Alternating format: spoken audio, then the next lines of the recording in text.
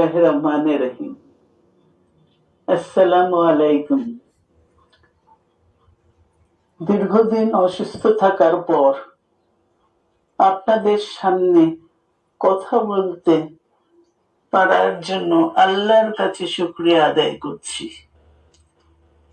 আমার কারাবন্দী অবস্থায় আপনারা আমার কারামুক্তি ও রোগ মুক্তির জন্য সংগ্রাম করেছেন, দোয়া করেছেন।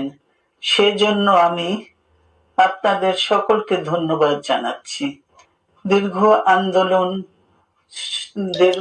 আন্দোলন সংগ্রাম ও ত্যাগের মধ্য দিয়ে আমরা ফ্যাসিবাদী অবৈধ সরকারের কাছ থেকে মুক্তি পেয়েছি। আমি আন্তরিক ধন্যবাদ জানাতে চাই আমাদের বীর সন্তানদের, যারা মরণপণ সংগ্রাম করে এই অসম্ভবকে সম্ভব করেছে। শত শত শহীদদের জানাই শ্রদ্ধা। এই বিজয় আমাদের নতুন সম্ভাবনা নিয়ে এসেছে। দীর্ঘদিনের নজিরবিহীন দুর্নীতি,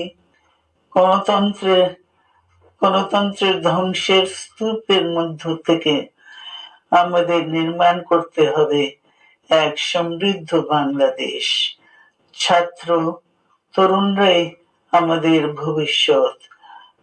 তরুণরা এই যে স্বপ্ন নিয়ে বুকের রক্ত ঢেলে দিয়েছে, সেই স্বপ্ন বাস্তবায়নে করতে মেধা, যোগ্যতা, জ্ঞান ভিত্তিক গণতান্ত্রিক বাংলাদেশ গড়ে তুলতে হবে। শোষণহীন সমৃদ্ধ বাংলাদেশ।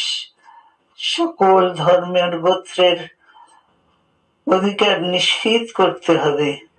শান্তি,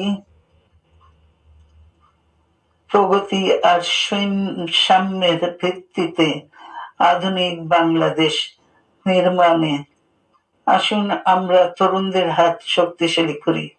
ধ্বংস নয়, প্রতিশোধ নয়, প্রতিহিংসা নয়, ভালোবাসা, শান্তি ও জ্ঞান ভিত্তিক সমাজ গড়ে তুলি।